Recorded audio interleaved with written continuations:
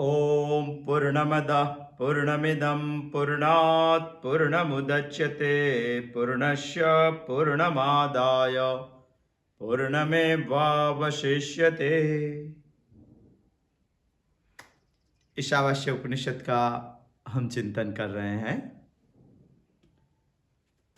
ईशावास्य उपनिषद का 13वां मंत्र का हमने गत बुधवार को चिंतन किया था। अन्य देवाहुशंभवात् अन्यदाहुरसंभवात् इति शुश्रुमधीराणाम ये नस्तद्वे चक्षिरे।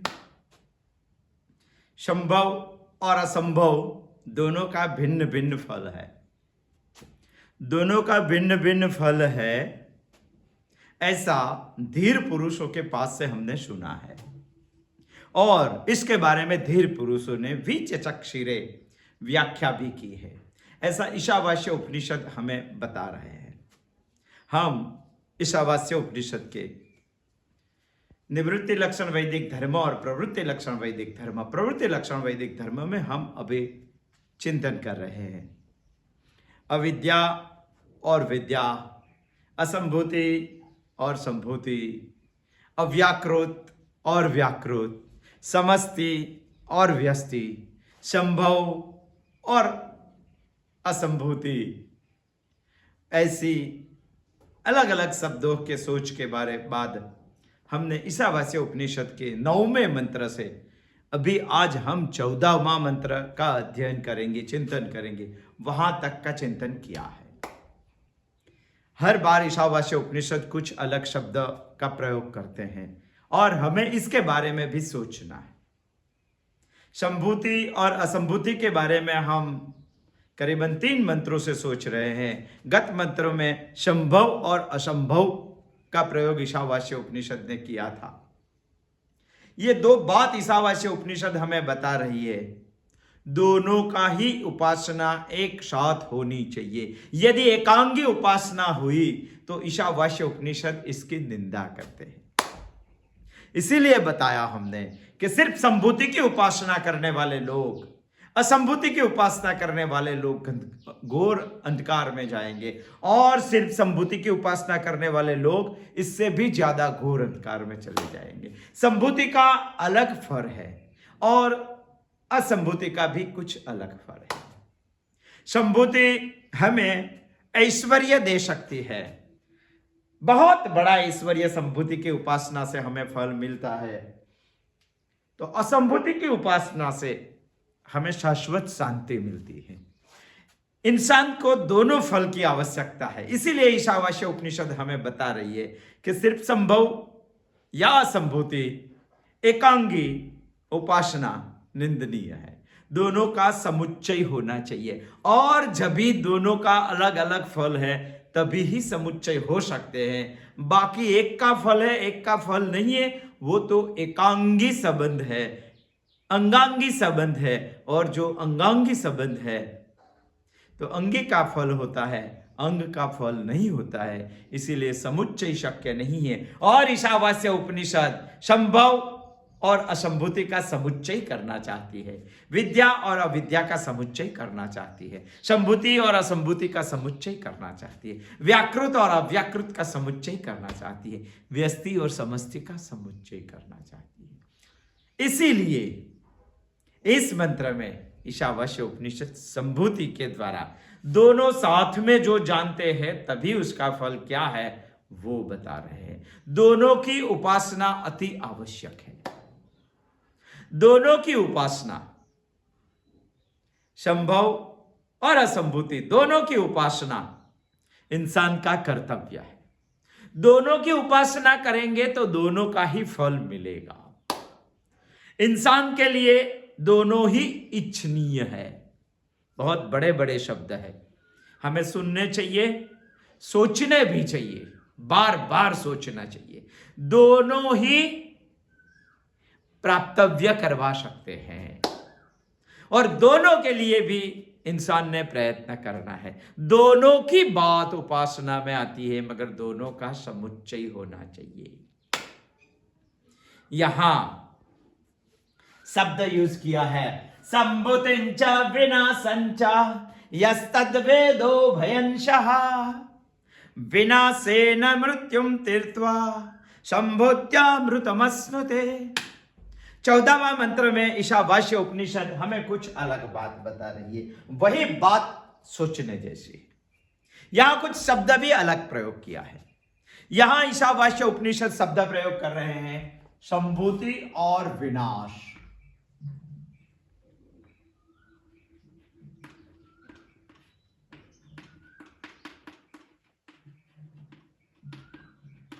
दो शब्द का प्रयोग यहां किया गया है, संभूतिंच विनाशंच यस्तद्वेदो भयंशः। दोनों को साथ में जो समझते हैं, संभूति और विनाश, वैसे पढ़ेंगे तो ये है, मगर पढ़ना कुछ अलग है, वो हमें समझना पड़ेगा। संभूति और विनाश यहां कुछ अलग बता रहे शंकराचार्य जी, आद्य गुरु शंकराचार्य जी हमें कुछ अलग बता रहे हैं, वो बात हमें सोचने जैसे। वैसे सोचेंगे तो संभूति और विनाश का एक ही अर्थ होता है। सही माने में जो सोचेंगे तो संभूति और विनाश पर्यायवाची शब्द है, दोनों एक ही है।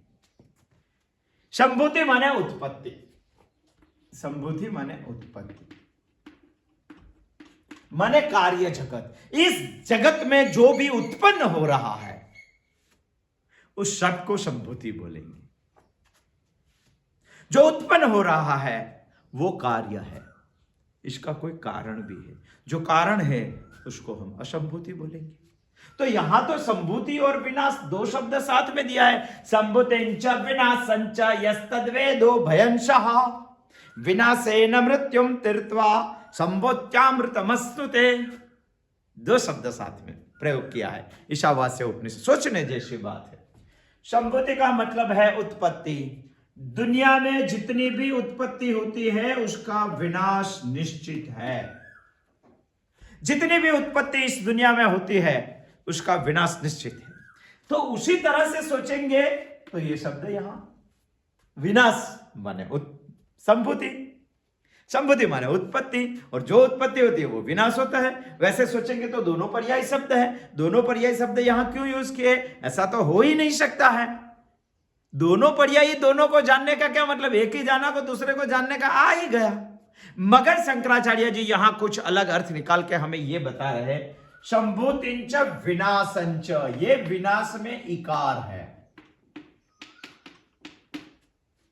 शंकराचार्य जी हमें बता रहे हैं कि जब भी वाक्य में इकार शब्द आता है तभी आगे वाले अकार का लोप हो जाता है।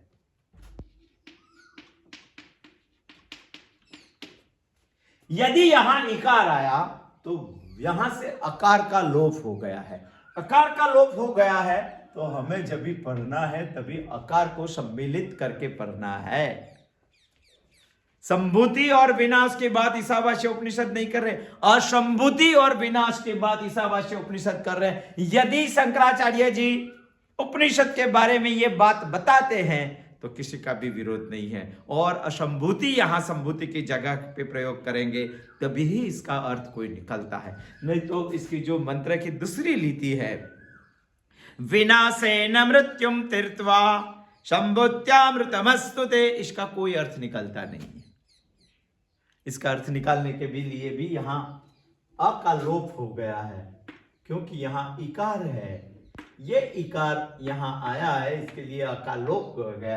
अ को सम्मिलित करके हमें इस वाक्य को पढ़ना चाहिए। यदि अभी इसी अर्थ से इसका पूर्ण अर्थ निकाले तो ये होता है कि असंभूति और विनाश दोनों को सही माने में जो जानता है, यस्तद वेदो भयंशः, दोनों को साथ में जो जानता है, विनाशेन च मृत्युम तीर्थ, विनाशेन मृत्युम तीर्थवा, विनाश से मृत्यु को तैर जाते हैं, और संभूत्यामृतम अश्नुते, असंभूति से, उपासना से अमृत तत्व को प्राप्त होते हैं। 11वें मंत्र में भी यही बात बताई थी, और 14वें मंत्र में भी ईशावास्य उपनिषद हमें यही बात बता रहे। सिर्फ शब्द अलग थे, यहां कुछ शब्द अलग है।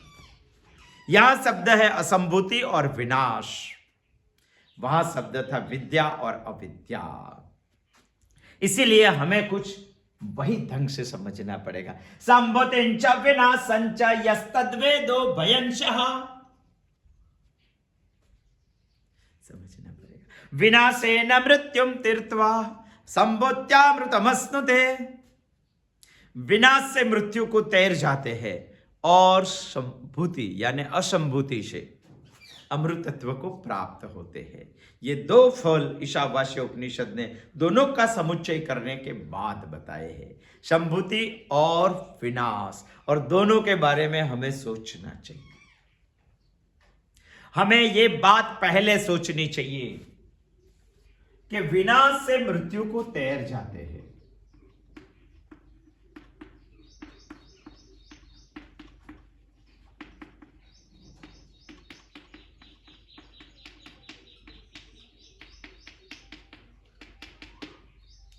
असंभूति से अमृतत्व को प्राप्त होते हैं और विनाश से मृत्यु को तैर जाते हैं। हमें अभी यहां विनाश यानी संभूति,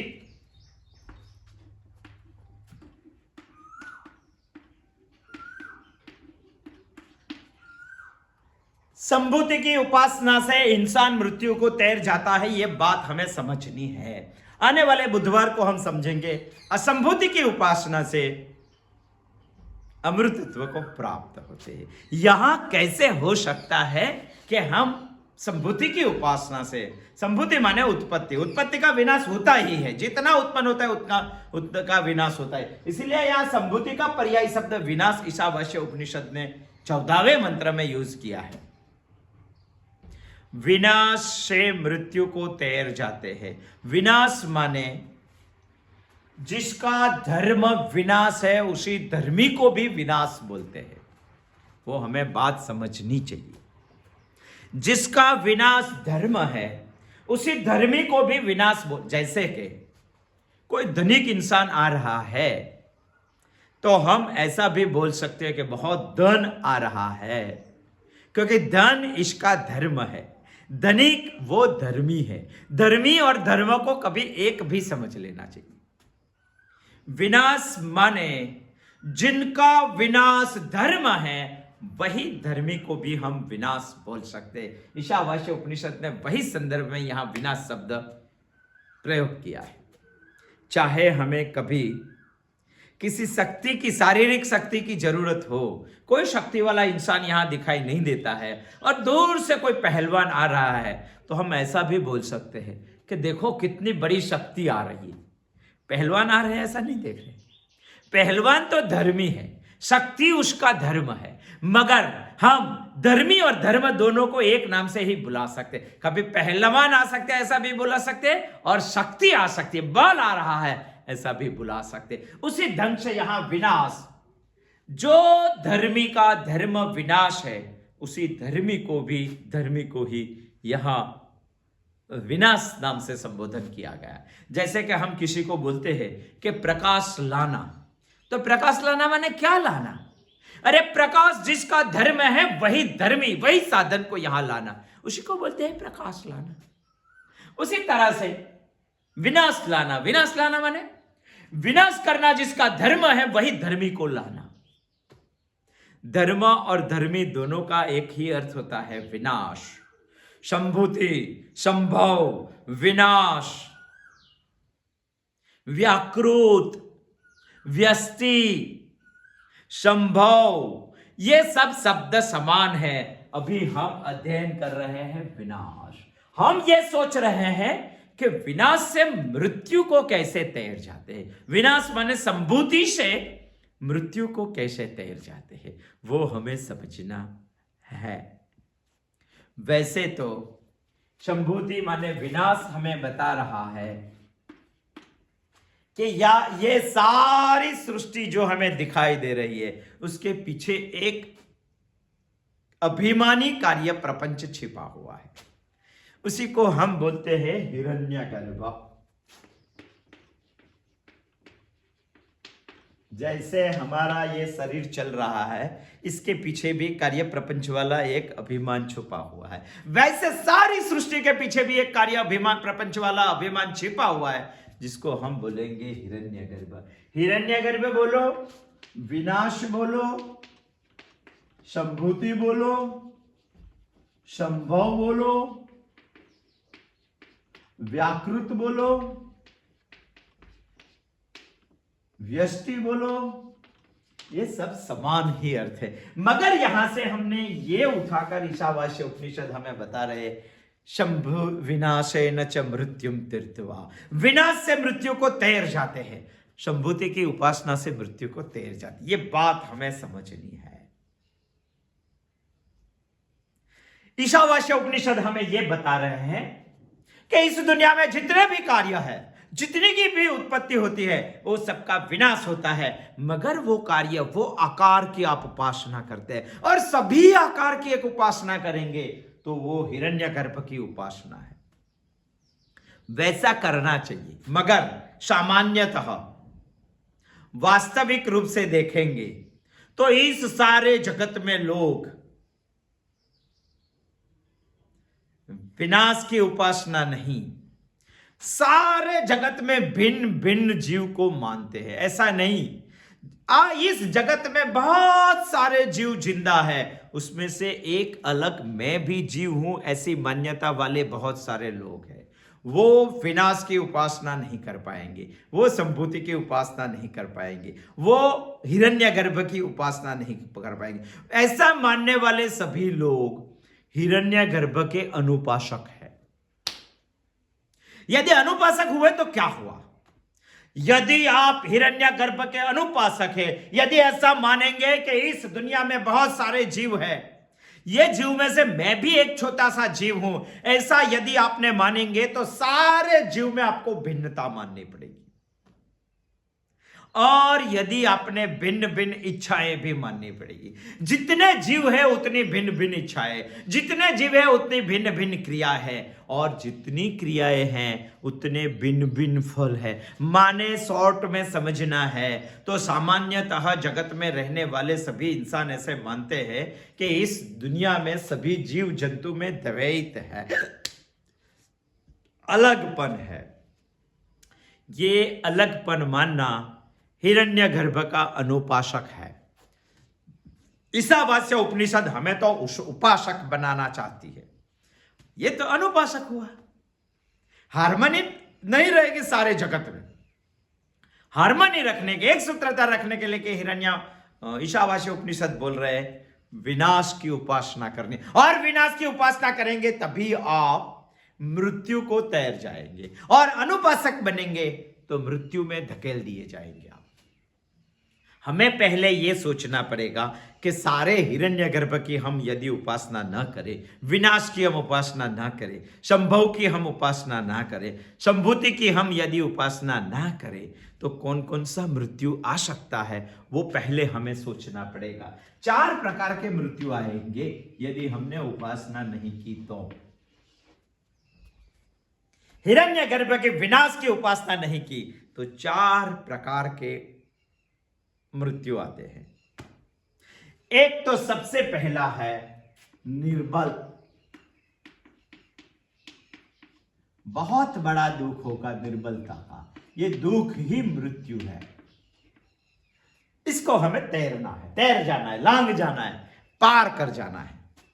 आप सोचेंगे कि हिरण्यगर्भ की उपासना न करेंगे, अनुपासक रहेंगे, तो हम निर्बल कैसे बन जाएंगे? आप निर्बल बन ही जाएंगे, क्योंकि आपकी मान्यता ऐसी रहेगी कि दुनिया के सारे जीव अलग है, दुनिया के सारे जीव की इच्छा अलग है, दुनिया के सारे जीव भिन्न भिन्न है, उसकी क्रिया भी अलग है, उसका फल भी अलग। यदि आपने ऐसा मान लिया तो आप भी उसमें से एक अल्प जीव हो गए। यदि आप उसमें से एक अलग जीव हो गए, द्वैत आ गया, तो सामान्यतः बात देखी जाएगी कि आप में निर्बलता आ ही जाएगी, क्योंकि आप सारे विश्व के चैतन्य का अंग नहीं रहे, आपकी मान्यता अलग हो गई। यदि आपकी मान्यता अलग हो गई तो आप निर्बल हो जाएंगे। मेरे शरीर से यदि हाथ को अलग काट दिया, काट के रख दिया, तो हाथ निर्बल हो जाएगा। यह हाथ इससे जुड़ा रहेगा तो इसमें कोई ताकत अलग रहेगी। यदि हाथ को अलग कर दिया तो उसको निर्बल का दुख होगा। निर्बल का दुख यानी शंकराचार्य जी बता रहे, इस दुनिया में सबसे बड़ा दुख यानी ये मृत्यु है। यदि यह हाथ को मेरे शरीर के साथ जुड़ा जाएगा तो निर्बल का मृत्यु वो तैर जाएगा।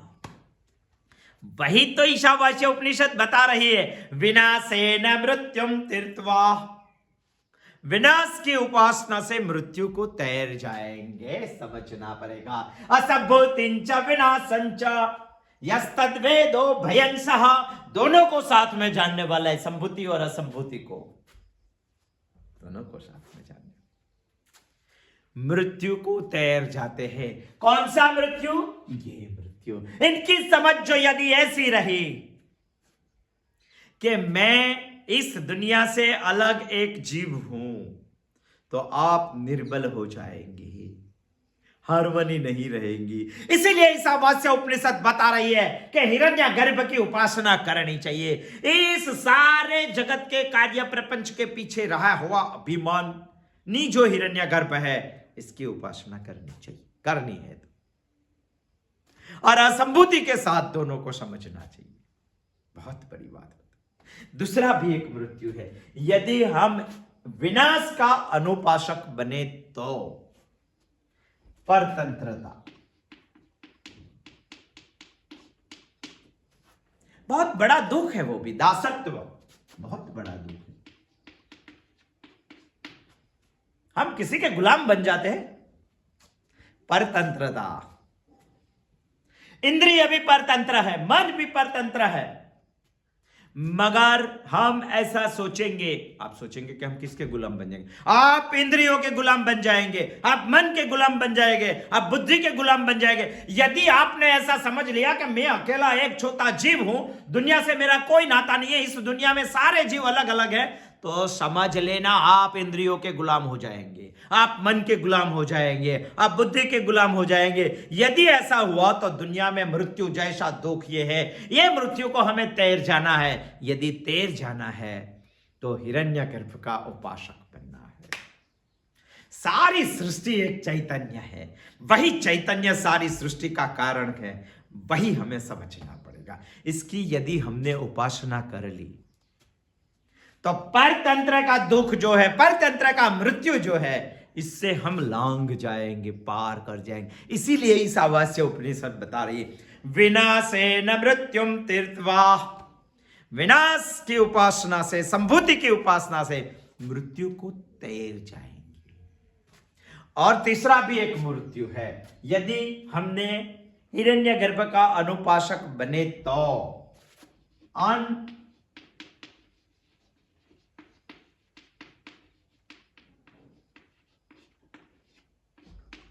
अनैश्वर्य का दुख, यह भी बहुत बड़ा मृत्यु है, बहुत बड़ा।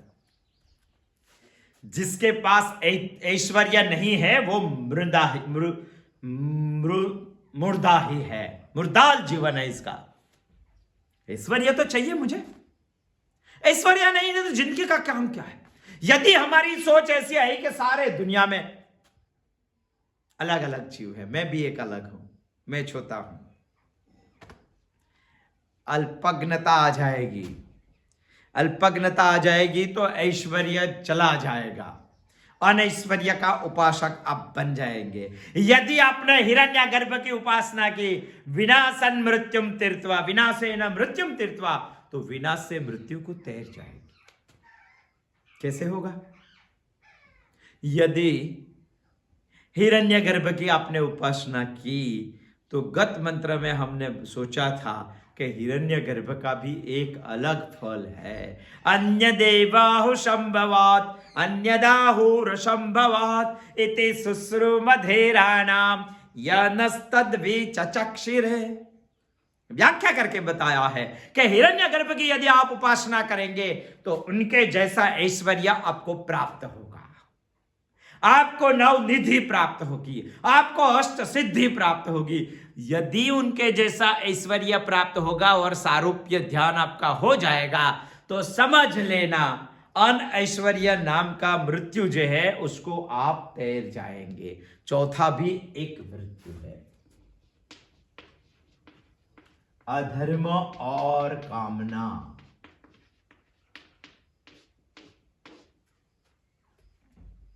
यदि आपने भिन्न भिन्न जीव को मान लिया, उसमें से आप भी एक अल्प जीव है, तो समझ लेना अल्पज्ञता आप में आ जाएगी। यदि अल्पज्ञता आ जाए माने अपूर्ण समझने लगेंगे आप, अपूर्ण समझने लगेंगे। एक क्रम है, ऐसा समझ लो ने। अधर्म कहां से आता है वो बात मैं आपको बताता हूं।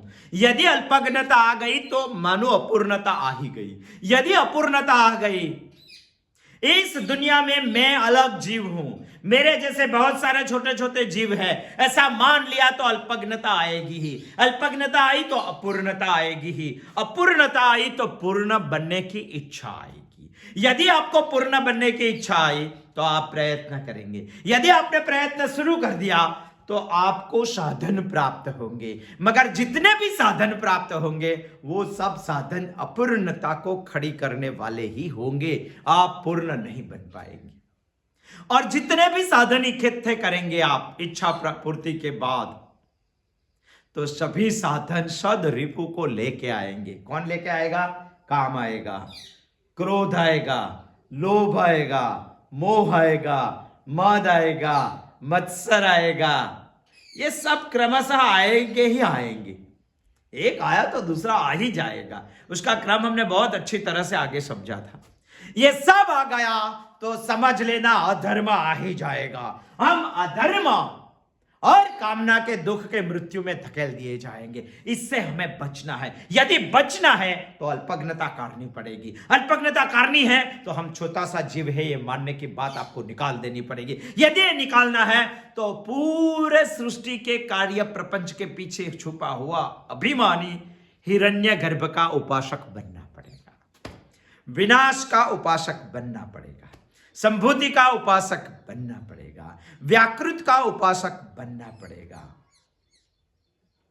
यदि आपने उसकी उपासना की तो ईशावास्य उपनिषद 14 मंत्र में बता रही है, विनाशेन मृत्युम तीर्थवा हो जाए। बाकी आप ये सारे मृत्यु में चले जाएंगे। यदि हमने सबको अलग अलग मान लिया तो 3 प्रकार का संबंध आएंगे, समझ लेना। उत्कृष्ट, निकृष्ट और समान। सबको अलग मान लिया तो ये 3 तो आएंगे ही। कई लोग आपसे उत्कृष्ट हो गए। यदि कई लोग आपसे उत्कृष्ट हो गए और ऐसा आपने समझ लिया तो अभिमान का दुख आ जाएंगे। और कई लोग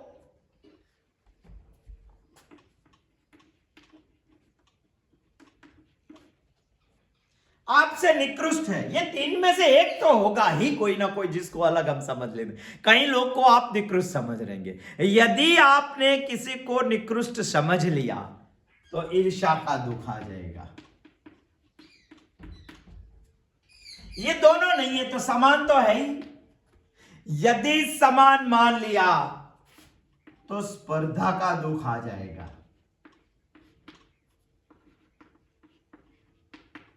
ये तीनों दुख तो खड़े ही हैं। हम मृत्यु में तो धकेल दिए ही जाएंगे, हमको मानना ही पड़ेगा। ये बहुत बड़ा दुख है, बहुत बड़ा, यानी बहुत बड़ा। भारतीय लोगों में सबसे ज्यादा है। इसीलिए तो अंग्रेजों ने इतने साल तक शासन किया। किसी ने रमुज में बताया भी था, अंग्रेज ऐसा मानते थे कि भारत के बहुत सारे लोगों को जेल में यदि रखना है तो बहुत मजबूत जेल की दीवार की जरूरत नहीं है, कैद खाने की मजबूत दीवार की जरूरत नहीं है। ऐसा क्यों मानते थे मालूम है? अरे अंग्रेज ऐसा मानते थे कि बहुत सारे इंडियंस को यदि कैद खाने में डालना है तो इसकी बाउंड्री की वॉल को मजबूत बनाने की जरूरत नहीं है, क्योंकि बहुत सारे इंडियंस लोग यदि कैद खाने में रहेंगे तो सब ऐसे सोचते हैं कि कोई भी बाहर नहीं निकलना चाहिए, तो एक दूसरे के पांव खींचते हैं, एक दूसरे के पांव खींचते, और लोग ही किसी को बाहर नहीं निकलने देते। इसीलिए तो हम हार गए अंग्रेजों के सामने। अभी भी ये चल रहा है। इसीलिए इस देश में सबसे ज्यादा जो इतिहास पढ़ना है, फिलोसफी पढ़ना है, तो तत्वज्ञान पढ़ना चाहिए, उपनिषद पढ़ना चाहिए। उपनिषद ने हमें बताया विनाशेन मृत्युम तीर्थवा, ये निकलना चाहिए। हम सब एक है। ये भावना लॉजिकल भी हो सकती है। हमारे शरीर में भी सोचो एक चैतन्य घूम रहा है। हमारे हाथ को ऐसा लगा, हमारी आंख ने किसी के हाथ ऊपर, किसी के कलाई ऊपर बहुत अच्छा घड़ी देख लिया, तो हमारी आंख ने एक संदेशा भेज दिया मन को कि हमारे पास भी एक अच्छा घड़ी होना चाहिए। तो हाथ को अच्छा घड़ी पहनाना है, हाथ को अच्छा घड़ी पहनाना है तो बाजार में जाना पड़ेगा। तो क्या हाथ जाएगा चल के? पैर चल के जाएगा। मगर पैर ऐसा सोचेगा कि मैं क्यों चलूं, घड़ी तो हाथ को पहननी है। तो चलेगा क्या? हमारे शरीर में ऐसा होता है क्या? पैर को घड़ी नहीं पहनना है तभी भी पैर 6 किलोमीटर पर चल के जाता है घड़ी लेने के लिए। घड़ी तो सिर्फ हाथ को पहननी है। इस संसार में भी इसी हिरण्यगर्भ की उपासना से सभी लोग ऐसे मानते हैं कि मेरे भाई को सुशोभित करना है, मुझे काम करना पड़ेगा। हाथ को घड़ी पहनना है, मुझे दौड़ना पड़ेगा। इस ईर्ष्या में से आप निकल जाएंगे, स्पर्धा में से आप निकल जाएंगे, अभिमान में से आप निकल जाएंगे। यदि ये तीनों में से आप निकल गए तो आप विनाश की उपासना कर पाएंगे। यदि आपने विनाश यानी संभूति की उपासना करने का ठान लिया तो ये 4 प्रकार के मृत्यु को आप तैर जाएंगे, लांग जाएंगे। पूरे विश्व का कारण चैतन्य यानी हिरण्यगर्भ है। वही हिरण्यगर्भ की उपासना करने की बात ईशावास्य उपनिषद हमें 14वें मंत्र में बता रही है और दोनों का समुच्चय करके दोनों का फल भी बता रही है। और वो बात सुन के हमें सोचना पड़ेगा। संभुतिंच विनाशंचा यस्तद्वेदो भयंसः विनाशेन मृत्युम तीर्थवा संभुत्यामृतमश्नुते। इस दुनिया में संभूति, असंभूति और विनाश दोनों को जो साथ में जानते हैं, दोनों की जो साथ में उपासना करते हैं, दोनों का जो समुच्चय करते हैं, वही लोग विनाश से यानी संभूति की उपासना से मृत्यु को तैर जाते हैं, लांग जाते हैं, और असंभूति की उपासना से अमृतत्व को प्राप्त करते हैं।